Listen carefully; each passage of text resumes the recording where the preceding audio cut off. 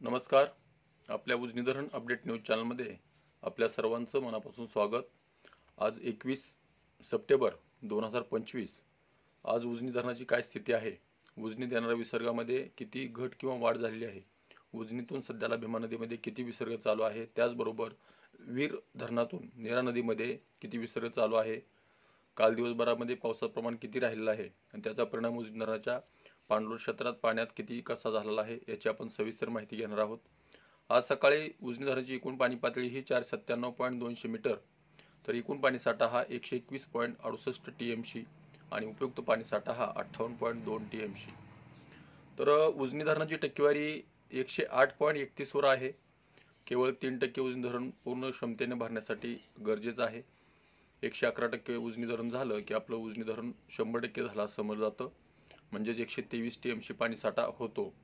सध्याला उजनी धरणातून भीमा नदी पात्रात जो काल 40,000 क्युसेकचा विसर्ग होता तो टप्प्याटप्प्याने कमी करत तो 20,000 क्युसेकवर आणला आहे आणि पॉवर हाऊसचं 1600 क्युसेक्स असं 21,600 क्युसेकचा विसर्ग उजनी धरणातून भीमा नदी पात्रात सोडला जातोय.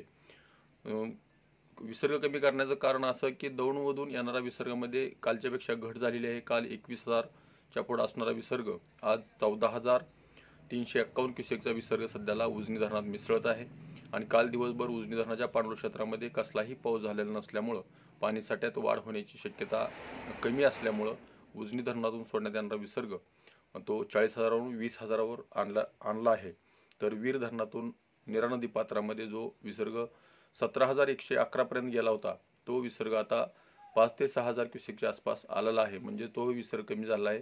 म्हणजे भीमा नदी पात्रात संगम पासून जवळपास 25 ते 26,000 क्युसेकचं पाणी राहणार आहे.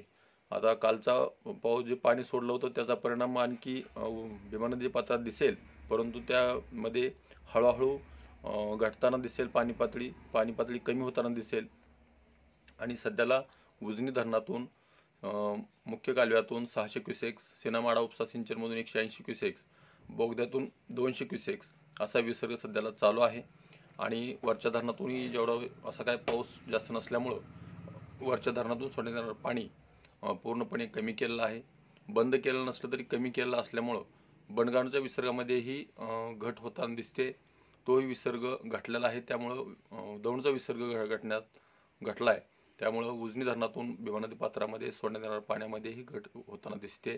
आणखी कदाचित घट होऊ शकते, परंतु निसर्गावर अवलंबून आहे. पाऊस वाढला तर पाणी वाढू शकतं, पाऊस थांबला तर पाणी कमी होऊ शकतं. तर अशाच उजनीच्या ताज्या घडामोडीसाठी, ताज्या अपडेटसाठी आपल्या उजनी धरण अपडेट न्यूज चॅनलला लाईक करा, सबस्क्राईब करा, शेअर करा. उजनी धरण अपडेटसाठी बेंबळेहून सिद्धेश्वर शिंदे. धन्यवाद.